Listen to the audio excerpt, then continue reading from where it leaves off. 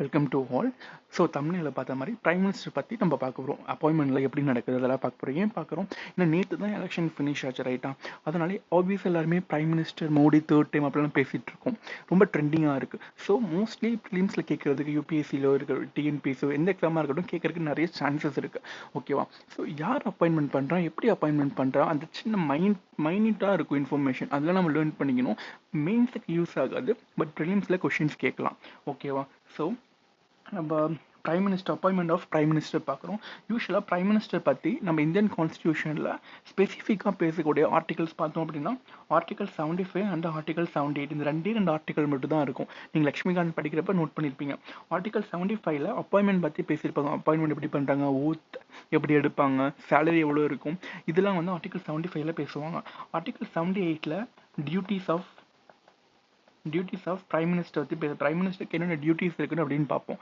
Okay, இந்த article நம்ம article 75 மட்டும் தான் பார்க்க போகிறோம். 78 வந்து ஃபர்தராக பாலிட்டி வந்து அந்த பிளேலிஸ்ட் போகிறப்ப நம்ம அதை பார்த்துக்கலாம். ஓகேவா? ஸோ ஆர்டிகல் 75ல் என்ன சொல்கிறாங்கன்னா, அந்த ஆர்டிகல் 75 கான்ஸ்டியூஷன் எடுத்து பார்த்தீங்கன்னா எப்படி இருக்கும் அப்படின்னா, prime minister shall be appointed by the president அப்படின்னு இருக்கும். ஓகே, இந்த ஒரே ஸ்டேட்மெண்ட் தான் இருக்கும். பட் கான்ஸ்டியூஷன் வந்து not talking about the appointment procedure. Okay, appointment பண்ணுறது பிரசிடென்ட் தான், ஓகே ஃபைன். ஆனால் எப்படி அப்பாயின்மெண்ட் பண்ணுவாங்க, என்ன கண்டிஷனில் அப்பாயின்மெண்ட் பண்ணுவாங்க, எதுவுமே வந்து மென்ஷன் பண்ணல கான்ஸ்டியூஷனில். அப்போ நம்ம என்னென்ன எடுத்துக்கிறது? ஒரு பிரசிடென்ட் வந்து அவரோட இஷ்டத்துக்கு அப்பாயின்மெண்ட் பண்ண முடியுமா? அதுவும் கிடையாது. ஸோ நம்ம என்ன ஃபாலோ பண்ணுறோம் அப்படின்னா, வாட் வி ஆர் ஃபாலோயிங் அப்படின்னு பார்த்தீங்கன்னா கன்வென்ஷன் ஆஃப் பார்லிமெண்ட்ரி சிஸ்டம். கன்வென்ஷன்னா ஒரு தீர்மானம் அப்படின்னு சொல்லலாம். ஓகேவா? இது வந்து பார்லிமெண்ட் சிஸ்டம் ஃபார்ம் ஆனது எங்கே? பிரிட்டன், இங்கிலாண்டில், ரைட்டா? ஸோ அந்த இங்கிலாந்து வச்சு நிறைய கன்வென்ஷன் வச்சுருப்பாங்க. அவங்க வந்து கான்ஸ்டியூஷன் ஒரே புக்காக வச்சிருக்க மாட்டாங்க. நீங்கள் பேசிக்லேயே படிச்சிருப்பீங்க. இப்போ நம்ம வந்து ரிட்டன் கான்ஸ்டியூஷன் வச்சுருக்கோம். பட் பிரிட்டிஷ் போனோம்னா ரிட்டன்லாம் இல்லை, ஒவ்வொரு செட்டாக டாக்குமெண்ட்டாக வச்சுருப்பாங்க.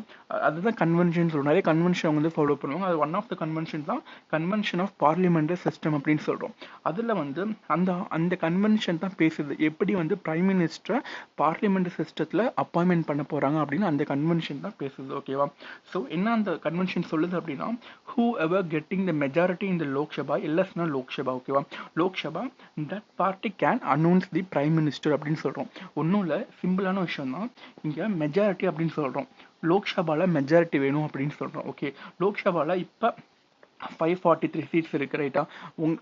43 வேண்டாம், நம்ம செப்பரேட் பண்ணி 500ன்னு ஈஸியான ஒரு கால்குலேஷன் வச்சுக்கலாம். ஓகே, 500 சீட்ஸ் வந்து இப்போ லோக்சபாவில் இருக்குன்னு வச்சுக்கோங்களேன். அதில் மெஜாரிட்டினா என்ன அப்படின்னா, நீங்கள் 500 பாதி என்ன வரும்? 250 வருமா? Okay, 500 half 250.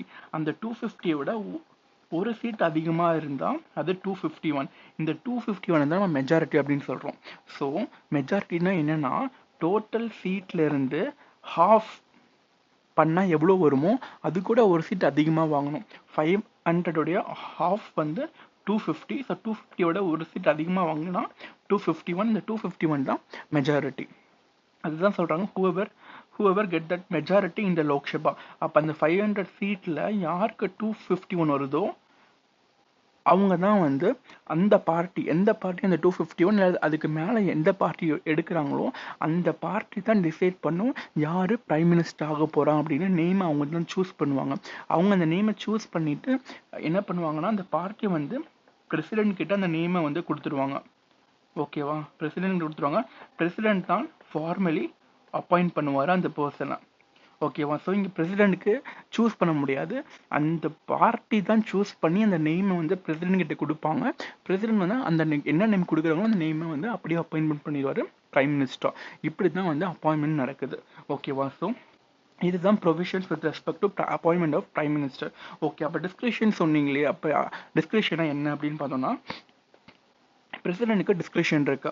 டிஸ்கிரிப்ஷன் அப்படின்னா நீங்கள் யாருடைய பேச்சும் கேட்காம நீங்களே டிசிஷன் எடுக்கலாம். ஸோ பிரசிடென்ட் வந்து யூஸ்வலாக பார்த்துருப்போம், ரப்பர் ஸ்டாம்ப் அப்படின்னு சொல்லுவாங்க. என்னன்னா ரப்பர் ஸ்டாம்ப் அப்படின்னா பிரசிடென்டால் யூஸ்வலாக பார்த்தீங்கன்னா டெசிஷன் வந்து ஓனாக எடுக்க முடியாது. Prime minister and council of minister அவங்க என்ன சொல்கிறாங்களோ அதை பைண்ட் பண்ணும். அவங்க சொல்கிறத அப்படியே கேட்கணும். பிரசிடென்ட் பொறுத்த வரைக்கும் அவரால் ஓன் டெசிஷன் எடுக்க முடியாது. பட் ரேர் அக்கேஷனில் கான்ஸ்டியூஷனில் சொல்லியிருக்காங்க. கான்ஸ்டியூஷனில் இது சொல்லலை, பட் வேற வரும், அதை நம்ம அப்புறம் பார்க்கலாம். ஓகேவா? இது வந்து கன்வென்ஷனில் சொல்லியிருக்காங்க. என்னன்னா, இந்த ரேர் சுச்சுவேஷன் இப்போ நம்ம ஃபியூச்சரில் பார்க்க போகிறோம். இப்போ அந்த ரேர் சுச்சுவேஷன் அக்கர் ஆச்சு அப்படின்னா பிரசிடென்ட் வந்து அவருடைய டிஸ்கிரிஷன் பவர் அப்படின்னா அவர் யாருடைய பேச்சும் கேட்காம, பிரைம் மினிஸ்டர் பேச்சு கேட்காம, கவுன்சில் ஆஃப் மினிஸ்டர் பேச்சு கேட்காம அவரே ஓனாக டிசிஷன் எடுக்க முடியும். அதுதான் டிஸ்கிரிஷன் பவர் ஆஃப் பிரசிடென்ட். ஓகேவா? ஸோ இது எப்போ அந்த டிஸ்கிரிஷன் பவர் வந்து பிரசிடென்ட் யூஸ் பண்ண முடியும் அப்படின்னு பார்த்தோம் அப்படின்னா, when there is lack of majority in the Lok Sabha. அப்படின்னா 500 சீட்ஸ் இருக்கா, அதில் 251 வாங்கினா அந்த பார்ட்டி மெஜாரிட்டி வந்துருச்சு அப்படின்னு சொல்கிறோம், ரைட்டா? ஆனால் அந்த மெஜாரிட்டி எந்த பார்ட்டிக்குமே வரல அப்படின்னா அதுதான் வந்து சிச்சுவேஷன். அந்த சிச்சுவேஷன் வந்துருச்சு அப்படின்னா இந்த டிஸ்கிரிஷன் பவரை பிரசிடென்ட் வந்து யூஸ் பண்ண முடியும். ஓகேவா? இப்போ ஃபார் எக்ஸாம்பிள் அப்படின்னு பார்த்தோம்னா ஒரு மொத்தமாக ஈஸி கால்குலேஷனுக்கு என்ன வருது, ஒரு 3 பார்ட்டி இருக்குன்னு வச்சுக்கலாம். பார்ட்டி 1 வந்து 200 சீட் வாங்குது, டோட்டல் சீட்டு 500. ஓகேவா? பார்ட்டி 2 வந்து 100, பார்ட்டி 3 வந்து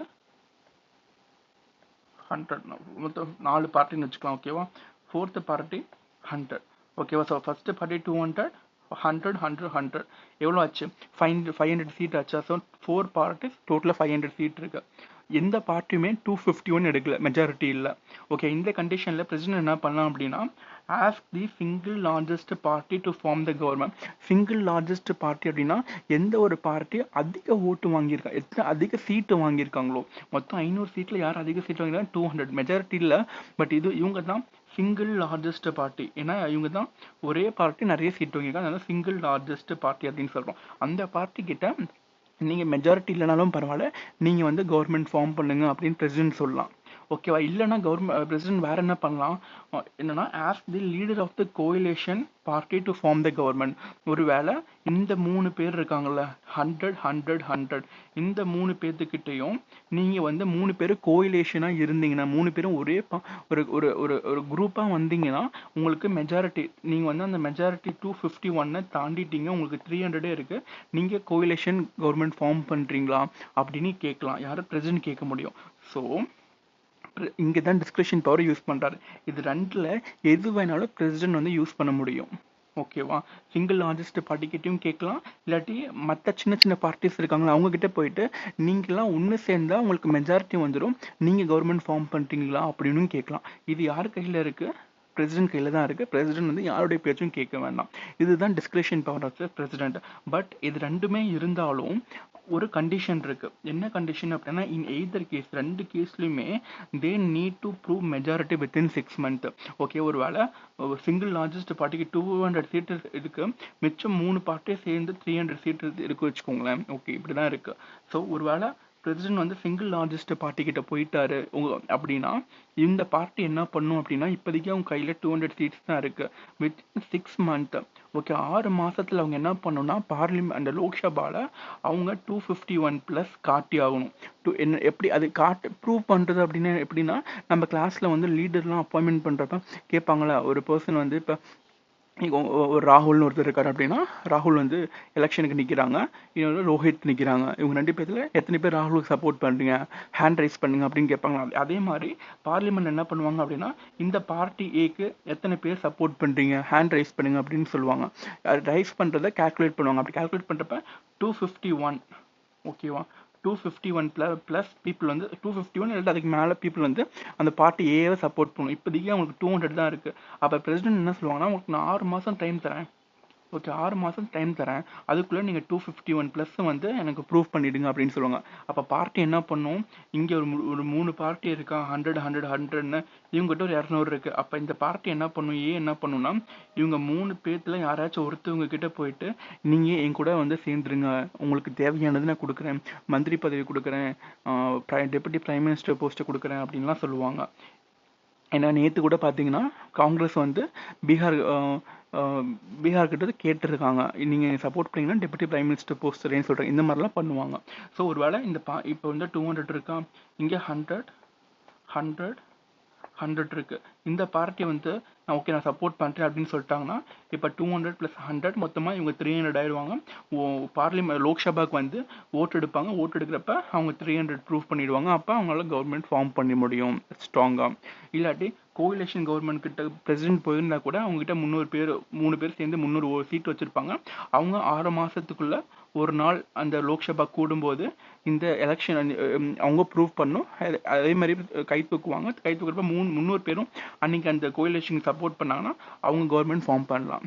ஓகே, இந்த ஒரு கண்டிஷன் இருக்கு. ஸோ டிஸ்கிரிஷன் பவர் ஆஃப் பிரசிடென்ட்னா யாருக்கிட்டையுமே மெஜாரிட்டி இல்லை அப்படின்னா 2 ஆப்ஷன் இருக்கு. 2 ஆப்ஷனில் எது வேணாலும் பிரசிடென்ட் சூஸ் பண்ண முடியும். அதுதான் அவரோட discretion power. Single largest party கிட்ட போகலாம். இல்லாட்டி கோயிலேஷன் பார்ட்டி கிட்ட நீங்கள் கோயிலேஷன் கவர்மெண்ட் ஃபார்ம் பண்ணுங்க, கூட்டாட்சி வந்து ஃபார்ம் பண்ணுங்க அப்படின்னு சொல்லலாம். பட் இந்த 2 கேஸில் இருந்தாலுமே 2 பேருமே வந்து இவங்க கிட்ட போனாலும் 6 மாசத்துல ப்ரூவ் பண்ணி ஆகணும் மெஜாரிட்டி. இவங்க கிட்ட போனாலும் 6 மாசத்துல ப்ரூவ் பண்ணி ஆகணும். இந்த ஒரு கண்டிஷன் இருக்கு. ஓகேவா? ஸோ இது one of the discretion power. Second இதுதான் எக்ஸாம்பிள் பார்த்துருக்கோம். மொத்தமாக ஒரு 10 பார்ட்டிஸ் இருக்குன்னு வச்சுக்கோங்களேன். டோட்டல் சீட்டு 500 சீட்டு இருக்குது அப்படின்னா, சாரி இது பார்ட்டி. ஓகே, பார்ட்டி 1 வந்து 200 சீட் வாங்கிருச்சு. பார்ட்டி 2 எல்லா பார்ட்டியும் 32 சீட்டு தான் இருக்குது. ஒரு பார்ட்டி 44 சீட்டு இருக்குது. ஓகேவா? ஸோ டோட்டலாக இத்தனை பேர் இருக்காங்க. இவங்க எல்லாமே சேர்ந்து 300 சீட்டு. இந்த ஒரு ஆள் மட்டும் 200 சீட்டு. இது எப்படின்னா இப்போ முடிஞ்ச எலெக்ஷன் மாதிரியே தான் இருக்குது. இப்போ இந்தியா அலையன்ஸ் பார்த்தோம் அப்படின்னா நிறைய பார்ட்டி சேர்ந்தது தான் வந்து இந்தியா அலையன்ஸ், ரைட்டா? அதே மாதிரி இங்கே நிறைய பார்ட்டி இருக்குது. பிஜேபி மட்டும் நேற்று சிங்கிளாக 240 சீட் வாங்கியிருக்காங்க. அதே கண்டிஷன் மாதிரி தான் நான் இங்கே கொடுத்துருக்கேன். ஓகேவா? இப்போ வந்து பிரசிடென்ட் என்ன பண்ணலாம் அப்படின்னா சிங்கிள் லார்ஜஸ்ட் பார்ட்டி கிட்ட போயிட்டு நீங்கள் கவர்மெண்ட் ஃபார்ம் பண்ணுங்க அப்படின்னு சொல்லலாம். அவங்க இப்போதைக்கு கவர்மெண்ட் ஃபார்ம் பண்ணியிருப்பாங்க. Within 6 months 251 காட்டணும்ல. அப்போ இதில் ஏதாச்சும் ஒரு பார்ட்டி கிட்ட லஞ்சம் கொடுத்தோ இல்லாட்டி ஏதாச்சும் ஒரு உங்களுக்கு உங்களுக்கு இது பண்ணி தரேன், மினிஸ்ட்ரி போஸ்ட் தரேன்னு சொல்லி யாராச்சும் ஹெல்ப் கேட்பாங்க. அப்போ போய் ஜாயின் ஆகிட்டாங்கன்னா 251 ப்ரூஃப் பண்ணிட்டாங்க அப்படின்னா அவங்களால கவர்மெண்ட் ஃபார்ம் பண்ண முடியும். அது ஃபர்ஸ்ட் கண்டிஷன். செகண்ட் கண்டிஷன் இல்லாட்டி பிரசிடென்ட் போயிட்டு இவங்க எல்லாத்துக்கிட்டையும் நீங்கள் எல்லாம் ஒன்று சேர்ந்து ஒரு கோயிலேஷன் ஃபார்ம் பண்ணுங்க, மெஜாரிட்டி ப்ரூவ் பண்ணுங்கன்னு சொல்லலாம். அது சொன்னதை தான் இப்போ வேறு எக்ஸாம்பிள் சொல்கிறேன், அவ்வளோதான். ஓகேவா?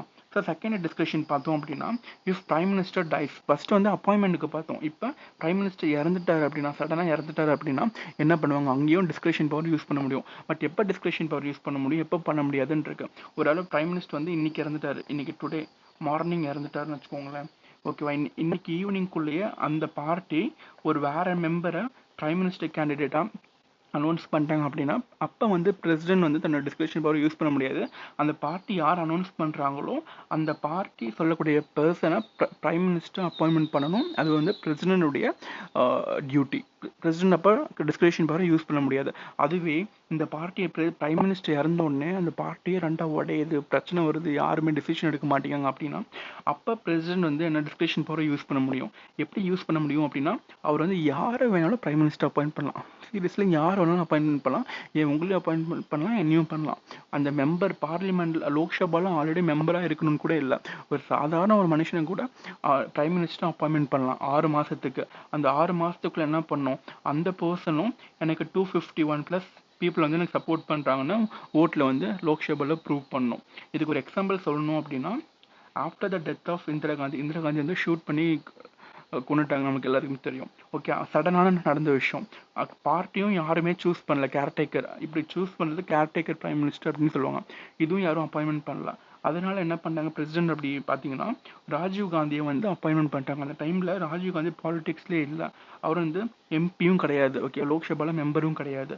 அப்படி இருந்தும் கூட ராஜீவ் காந்தியை வந்து பிரைம் மினிஸ்டர் அப்பாயின்மெண்ட் பண்ணாங்க, பிரசிடென்ட் அப்பாயின்மெண்ட் பண்ணாங்க. ஏன்னா இந்த டிஸ்கிரிஷன் பவர் மூலியமாக தான் அதை அப்பாயின்மெண்ட் பண்ணாங்க.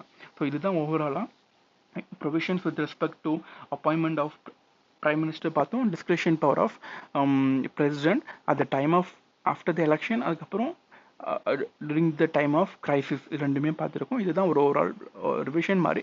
நம்ம ஃபர்தராக வந்து அப்கமிங் பாலிட்டி சீரீஸில் மீட் பண்ணலாம். தேங்க்யூ.